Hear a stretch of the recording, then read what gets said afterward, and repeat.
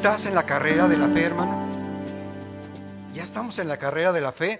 A lo mejor no entendemos mucho de qué se trata esto, pero hoy vamos a considerarlo en el nombre del Señor. Oremos. Padre, te damos gracias, Señor, en esta hora, porque tú nos has llamado, Señor, justamente a esto que cantaban los chicos, Señor. A que la tierra sea llena de tu gloria, Padre, a que la gente conozca al Dios Todopoderoso que tú nos has dado el privilegio de conocer, Padre. Señor, en esta hora ponemos la consideración de tu palabra, nuestros pensamientos delante de ti. Te rogamos a ti, precioso Espíritu, que guíes nuestros pensamientos, nuestras palabras, que toques nuestros corazones para estar sensibles a lo que tú tienes que decirnos a través de tu palabra. Te damos gracias, Señor, en Cristo Jesús. Amén, Padre.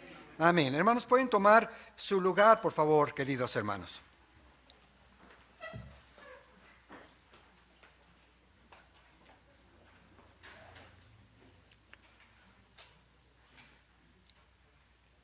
Hemos sido creados por el Señor, hermanos, con un propósito muy, muy especial. Y en ese propósito, las personas que aún no han conocido al Señor tienen razones en las que ellos se esfuerzan toda la vida para tratar de encontrar sentido a la vida que tienen, que han recibido. Por eso es que encontramos algunas personas que, buscando el sentido de la vida, tratan de llevar a cabo desafíos que retan la capacidad de la mayoría de las personas. Algunos, por ejemplo, se han atrevido a caminar una distancia de 800 o más kilómetros alrededor del Gran Cañón, subiendo las pendientes y recorriéndolo todo porque sienten que de esa manera encuentran sentido en la vida. Algunos otros han recorrido distancias más largas, como aquellos hombres que llegaron al Polo Sur, atravesando una distancia a pie de casi 3,000 kilómetros de ida y de regreso para poder llegar a ese sitio. Algunas otras personas, hermanos, a mí me han asombrado como creyentes, y recuerdo, hermanos, a mi hermano Raulito, mi suegro, mi querido suegro, que cuando él vino al conocimiento del Señor, él tenía una bola aquí en su cuello, él tenía cáncer y él vino para que se orara por él. Y Dios hizo un verdadero milagro en la vida de nuestro hermano. Y recuerdo que a partir de esa sanidad que él recibió de parte del Señor, cada año, durante los siguientes 5 años, lo vimos aquí en la iglesia trayendo una medalla de participación en el maratón de la Ciudad de México. 42 kilómetros, y un poco más de 42 kilómetros en la carrera de la Ciudad de México, y él llegaba al término del culto, cuando ya había acabado, y decía: hermanos, acaba de terminar el maratón, pero no me quiero quedar sin las ganas de venir. Y él se arrodillaba aquí en el reclinatorio que teníamos antes y le decía al Señor: Señor, gracias porque tú me permitiste terminar esta carrera. Y de esa manera testificar a otras personas de la sanidad que él había recibido del Señor. Así que encontramos, hermanos, a muchas personas que tienen esta carrera. Escuchaba una conferencia preciosa, una conferencia de una mujer que se llama Diana Yad. Esta mujer, en un momento de su vida, decidió cuando tenía 20 años que algún día, a ella le gusta mucho nadar, algún día recorrería a nado la distancia que hay entre Cuba y la Florida. 160 kilómetros llenos de toda clase de peces, tiburones y medusas, de esas que producen, que sueltan un veneno y que producen grandes problemas en el cuerpo. Pero ella decía: algún día lo voy a hacer. Hablaré de ella un poquito más adelante. Pero lo que quiero decir, hermanos, es que hay diferentes carreras. Hay carreras de maratón, hay carreras de 100 metros, hay carreras de nado. Hay otro tipo de carreras en las que las personas se involucran. Y alguna persona joven, cuando uno la encuentra y le dice: ¿qué estás haciendo? Estoy estudiando la carrera de ingeniería. Ok, entonces hay carreras que implican no solamente el esfuerzo físico, sino el esfuerzo intelectual. Y están metidos dentro de esa carrera porque saben que en el futuro eso les va a proveer algún beneficio. Pero hay una carrera más importante, mucho más importante, porque tiene el poder de transformar a las personas, de cambiar a las familias, y cuando se extiende, tiene el poder de transformar a naciones.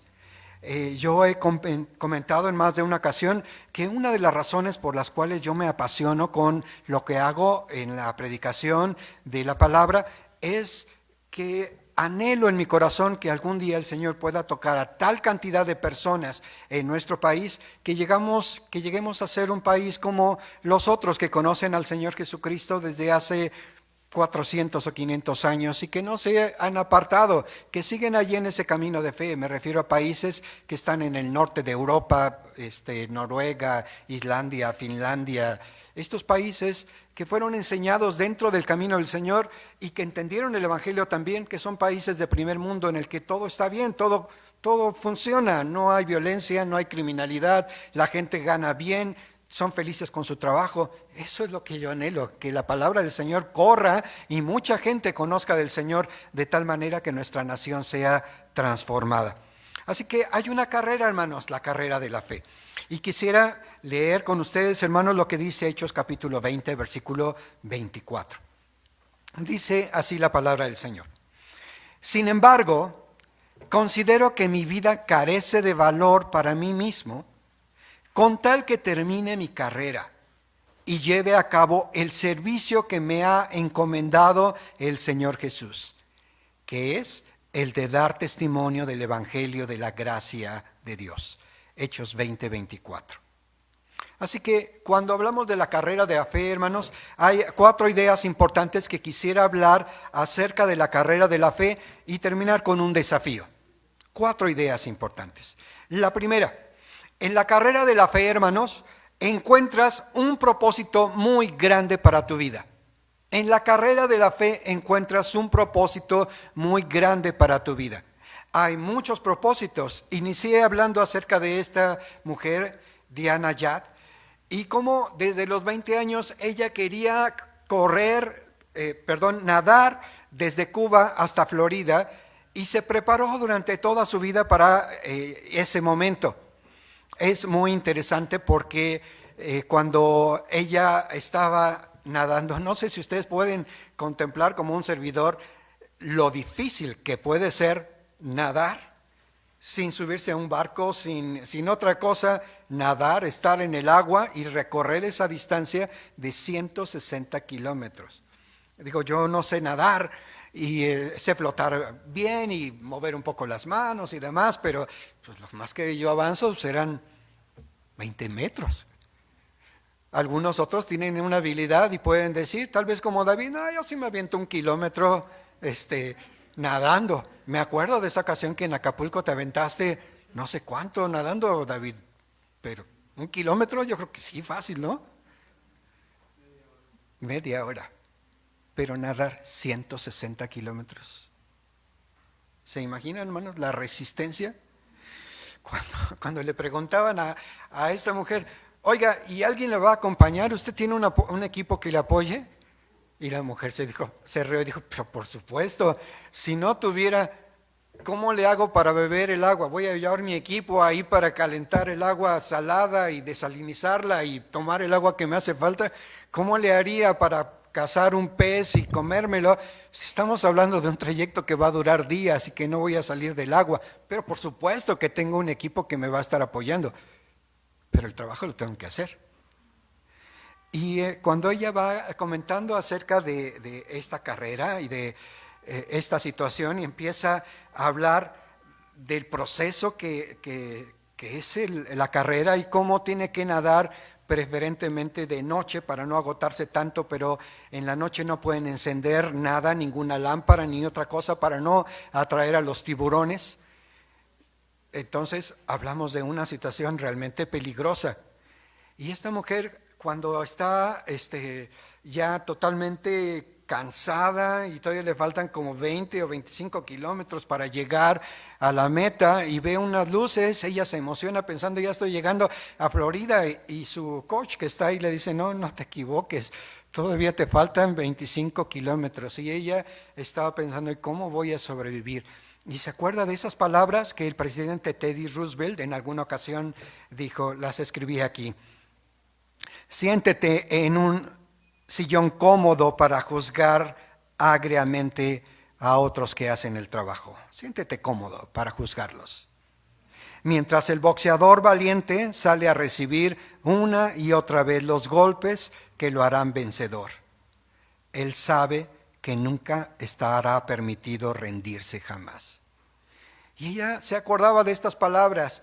Y es simpático como en esta conferencia en inglés ella va comentando el asunto y dice, y yo empecé a cantar la canción de John Lennon, imagina un mundo, y dice, después de 1000 veces de cantarla, dice, yo estaba totalmente agotada, pero ya sabía que entonces, después de 1000 veces ya había recorrido 6 kilómetros, porque esa era su medición cuando estaba entrenando. Esta mujer, cuando experimentaba esta soledad, había este pensamiento, pero tengo un propósito, yo quiero cumplirlo. ¿Cuánto tiempo se tardó en cumplirlo? Empezó a los 20 años y lo pudo cumplir a los 64. Pero cuando cumplió 64 dijo, este es el momento, ahora lo voy a hacer. Y eso me hace pensar, hermanos, en que la vida no se acaba cuando la juventud está terminando, ni se acaba cuando alguna parte de nuestro cuerpo no está funcionando. La vida se acaba cuando el Señor quiere que se acabe. Pero algo que les decía ayer a los chicos en la reunión de la Junta Oficial es esto. Una de las revoluciones más importantes de nuestro siglo tiene que ver con esto. Se nos ha permitido, por la gracia de Dios, vivir más años que nuestros bisabuelos. Nuestros bisabuelos, hermanos, tenían una vida relativamente corta. Si usted hubiera nacido, hermanos, allí a principios del siglo XX, y por 1900, la esperanza de vida de un mexicano que nació en 1900 eran 27 años. Eso era lo que podía vivir. Y algunos otros empezaron a vivir, ya que la sociedad empezó a desarrollarse, a crecer, llegaron a vivir a los 50, 60 años, tal como dice la Escritura. Pero a muchos de nosotros, hermanos, el Señor nos ha dado la bendición de iniciar un tercer capítulo. Y ese capítulo, gloria a Dios, es como entrar a otra edad madura. Solo para sondear. ¿Cuántos de los hermanos que están aquí tienen más de 60 años? ¿Quisieran levantar la mano? ¿Más de 60? 1, 2, 3, 4, 5, 6, 7, 8, 9, 10, 11, 12. En una congregación reunida físicamente, no los que están allá detrás de las cámaras, sino en una congregación física, estamos hablando de que entre el 20 y el 25% de los que estamos aquí tenemos más de 60 años. ¿La vida ya se acabó para nosotros? En absoluto. La vida no se ha acabado para nosotros. Gracias a Dios podemos pensar bien. Gracias a Dios, aunque este cuerpo se está desgastando, el interior, la mente, el espíritu se está renovando. Como dijo aquel hombre, se necesitan muchos años para llegar a ser joven otra vez. Y gracias a Dios, hermanos, nosotros entendemos que aunque tengamos más de 60, todavía estamos útiles para servir al Señor durante este tercer capítulo, de los 60 a los 90 y todo lo que el Señor nos conceda. Amén, hermanos. Pero algunas personas, como el apóstol Pablo, han encontrado otro propósito más grande en la vida que nadar o llevar a cabo una carrera. Han encontrado justo el propósito por el cual ellos dicen, no importa si mi vida no vale mucho. Para el apóstol Pablo, el propósito de vida era más grande que su propia vida. Él dijo estas palabras: y considero que mi vida carece de valor para mí mismo con tal de que acabe mi carrera. Él, hermanos, estaba en este propósito, el propósito de acabar la razón por la cual Dios lo había llamado. ¿Qué significó para Pablo iniciar esta carrera? Significó, hermanos, en primer lugar, un rompimiento con muchas de las cosas que había aprendido. Fue un proceso de desaprender lo que había aprendido. Durante toda su vida le habían enseñado una clase de evangelio que él vivía literalmente, él había sido educado dentro del judaísmo y las enseñanzas del judaísmo basadas en el Antiguo Testamento le enseñaron una manera de ser. Pero cuando Jesús se encontró con él en el camino, él tuvo que reconocer que todo lo que había aprendido solo parcialmente le podía servir. Había otras muchas cosas que tenía que sacar de su cabeza porque simplemente no le iban a servir para este propósito para el cual Dios le había llamado. Y muchos hermanos de los que iniciamos esta carrera de la fe, estamos en este proceso. Tenemos que sacar de nuestra mente y de nuestro corazón muchas cosas que aprendimos en el pasado y que tal vez nos ayudaron un poco, pero que en esta carrera de la fe no nos sirven para nada. En el mejor de los casos, como dijo el apóstol Pablo, es como estiércol. Y no porque sea algo peyorativo, es como algo que me puede ayudar para que abone, para que germine la tierra. No es lo más importante, pero me ayuda un poco. Y nosotros, hermanos, tenemos que reconocer que el apóstol Pablo inició esa carrera justo con el encuentro con el Señor. Ahora, cuando él se encontró con el Señor, hermanos, él entró en esa primera etapa de la carrera, que es justo tener un encuentro con Dios. Si alguien quiere entrar en el camino de la fe, en esta carrera de la fe, el primer paso es conocer a Dios, conocer a Jesús. Y el segundo paso, hermanos, tiene que ver con lo que él hizo durante un periodo de 3 años. Él estaba tan choqueado, permítame la expresión, por lo que él había encontrado con el Señor Jesucristo en ese camino, que le hizo saber, dura cosa te es dar coces contra el aguijón. Es decir, te estás golpeando innecesariamente, Pablo, te estás golpeando innecesariamente porque me estás persiguiendo a mí. Y este shock que tuvo le hizo pensar que él tenía que hacer algo para cambiar en su vida. Así que, habiendo recibido instrucción durante toda su vida en el judaísmo, él decidió que ya no iba a escuchar a ninguna persona por un tiempo y se fue al desierto, porque al único que quería escuchar era a Dios. Y durante 3 años el apóstol Pablo estuvo en el desierto de Arabia buscando que Dios le enseñara. Así que él pasó a un segundo nivel. El segundo nivel tiene que ver con un nivel de crecimiento. Necesito que Dios me hable, necesito que Dios me diga las cosas. Si nosotros estamos en esta carrera de la fe, eso es lo que tenemos que hacer. Tenemos que buscar a Dios y luego, como lo hizo Pablo, reunirnos con la iglesia para que la iglesia nos ayude a crecer. Ahora es bien interesante esto, porque cuando el apóstol Pablo se convirtió al Señor, él había sido perseguidor de los cristianos y tenía muy mala reputación. Tan mala reputación que ya sabían que este hombre se podía infiltrar entre las iglesias y meterse allí para sacar a rastras a aquellos que eran cristianos para llevarlos a la cárcel. Así que con este testimonio que él tenía, no mucha gente le tenía confianza a Pablo. Cuando él se acercó a la iglesia más bien no quería saber nada de él. Y era justo porque su reputación le precedía. No fue sino hasta que Dios permitió a hombres como Ananías y después como a Bernabé que le fueran instruyendo poco a poco en el camino, que él entendió de qué se trataba la carrera de la fe. Hay una segunda idea que podemos hablar acerca de esta carrera. Me voy a ir un poquito más rápido. Segunda idea, hermanos. En la carrera de la fe, conoces qué quiere Dios de tu vida. En esta carrera de la fe, conoces qué quiere Dios de tu vida. Nos dice Hechos 20:24. Y llevé a cabo el servicio que me ha encomendado el Señor Jesús. Antes de que él pudiera hacer alguna cosa, él tenía que saber las instrucciones. Señor, ¿qué es lo que tú quieres? Porque el que no sabe, hermanos, no puede hacer las cosas. Hace 8 días, hermanos, partimos de una base y esa base es, si queremos el crecimiento, tenemos que crecer en conocimiento y tenemos que, muy bien, practicar la fe. Poner en práctica aquello que hemos conocido, tenemos que ponerlo en práctica. Hace muchos años leí un libro y me llamó la atención esta declaración. Aquí hay 4 tipos de personas. 4 tipos de personas. El que no sabe y no hace. El que no sabe, en su conocimiento está abajo. Y no hace, no practica nada. El que no sabe y no hace. es un flojo, es un perezoso, es un inútil. Otro tipo de persona, el que no sabe y hace. Hacen las cosas mal, hermanos, y causan problemas. ¿Por qué? Porque tal vez tengan mucha iniciativa, pero si no tienen conocimiento, van a causar muchos problemas. Y a veces, hermanos, queremos actuar y hacer y deshacer sin tomar el consejo de Dios, y entonces todo nos sale mal. Hay otras personas, como el que sabe, el que tiene conocimiento y no hace.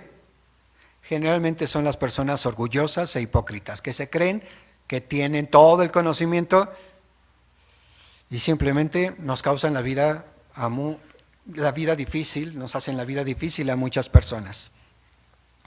El que sabe y no hace, hermanos, es, dicho en otras palabras, el Señor Jesucristo, en el libro de los Proverbios, Salomón diría estas palabras: más esperanza hay para un tonto que para el que cree que siempre tiene la razón. Más esperanza hay para un tonto que para el sabio en su propia opinión. Es decir, hay muchas personas que creen que todo lo que ellos dicen o piensan es lo correcto. Y dice Salomón, hay más esperanza para aquel que no sabe las cosas y que es un tonto que para aquel que tiene conocimiento y siempre piensa que lo que él dice es lo mejor. Y finalmente, dentro de esta clasificación de personas, está justo la persona que sabe y que hace. Y ese es el objetivo de nosotros. Es el que trae bien a la humanidad, el que ha crecido en conocimiento y no solamente sabe, sino lo está practicando. Esos somos los que traemos bien a la humanidad, esos somos los que queremos que el mundo sea diferente. Así que, hermanos, nosotros tenemos que crecer. Esa búsqueda del apóstol Pablo de crecer en el conocimiento de Dios y de saber qué es lo que Dios pensaba, lo llevó a encontrar la voluntad de Dios, y escuche bien esto, esa búsqueda de conocer la voluntad de Dios lo llevó a escribir lo que Dios le reveló acerca de cuál es el propósito de las personas en esta tierra. En su casa yo le recomiendo, hermanos, que lea Romanos capítulo 12 y Primera de Corintios capítulo 12. En esos capítulos, hermanos, son largos, no los lea en este momento todavía. En esos capítulos, el apóstol Pablo descubrió que Dios le dio a cada persona una manera única de ser, un talento que nadie más tiene, una forma de ser con la que Dios diseñó a cada persona. Y entonces, ese conocimiento lo llevó a la tercera parte o la tercera idea de lo que estamos hablando en este día, a saber que en la carrera de la fe, tercera cosa, en la carrera de la fe sirves a otros con las cosas que disfrutas hacer.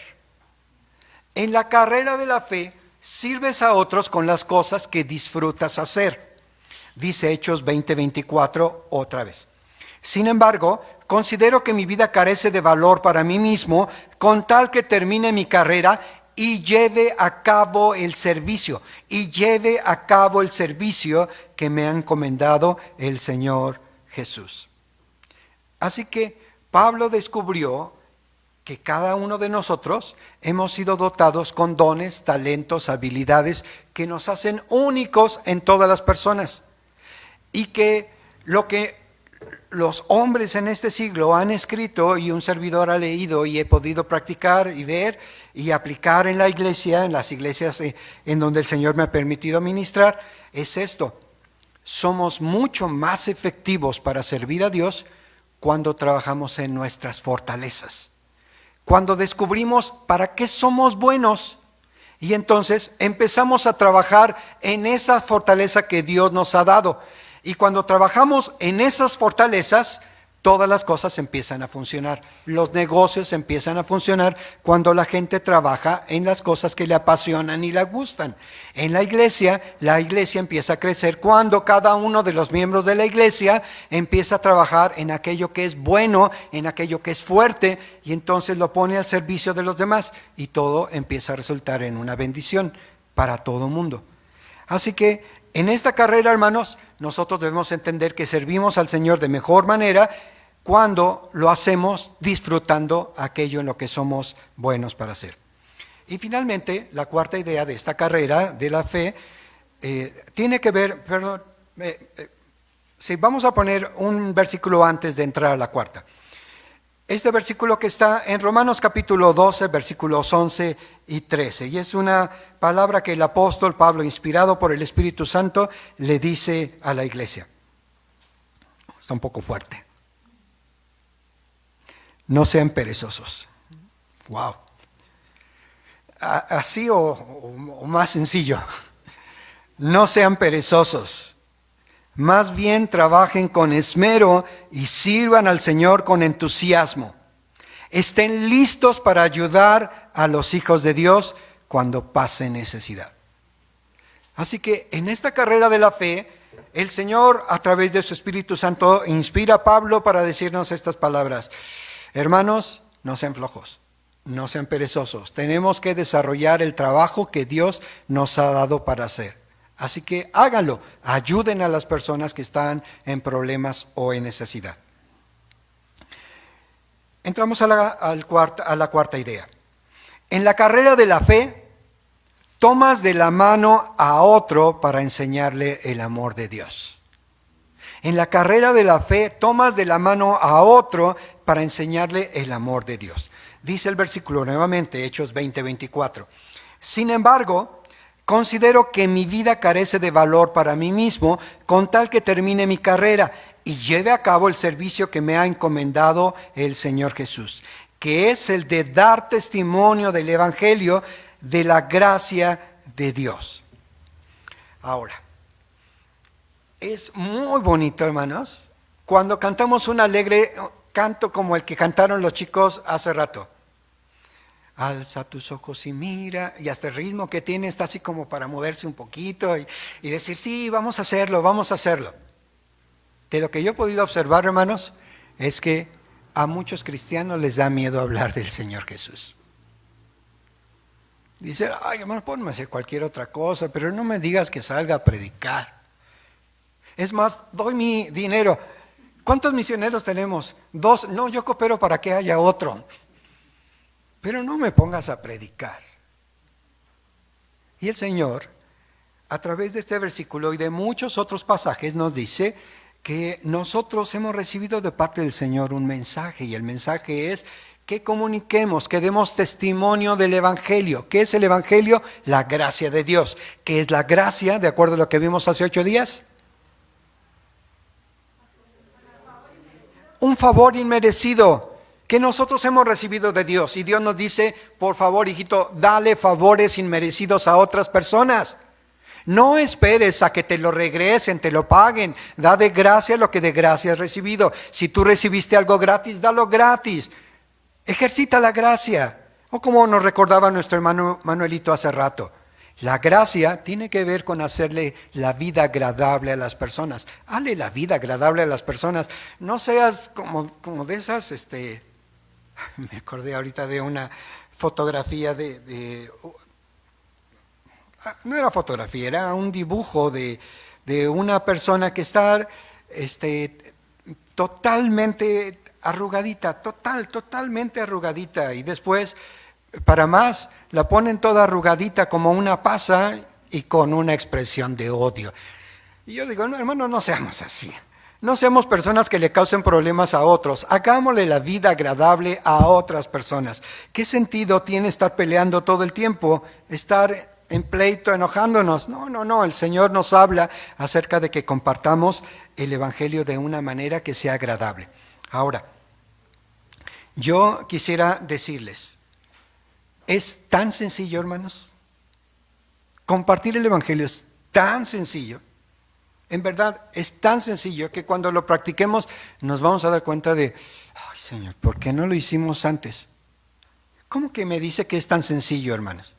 A ver, hermano, si usted va a algún buen restaurante y después se encuentra con un amigo o alguien, no le dice que fue a ese restaurante y lo recomienda, dice, no, guisan riquísimo. Y además te dan superabundante por 50 pesos, por 60 pesos. ¿En dónde? Yo quiero ir. ¿Sí me explicó? Nosotros recomendamos aquello que para nosotros ha sido bueno. Así se llame un restaurante, un buen libro que leímos y que nos hizo reflexionar, una conferencia, una predicación o algo que para nosotros ha sido importante. Lo recomendamos. Una película que nos ha gustado, la recomendamos. ¿Cómo compartimos el Evangelio del Señor? De una manera tan sencilla como esta.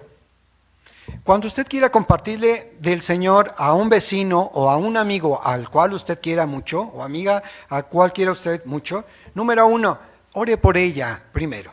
Antes de decirle cualquier cosa, póngala delante del Señor y ore por esa persona. Y dile, Señor, yo le voy a hablar, pero te ruego que tu Espíritu Santo toque su corazón. Sí, Señor, yo hago mi trabajo, pero Señor, ayúdame.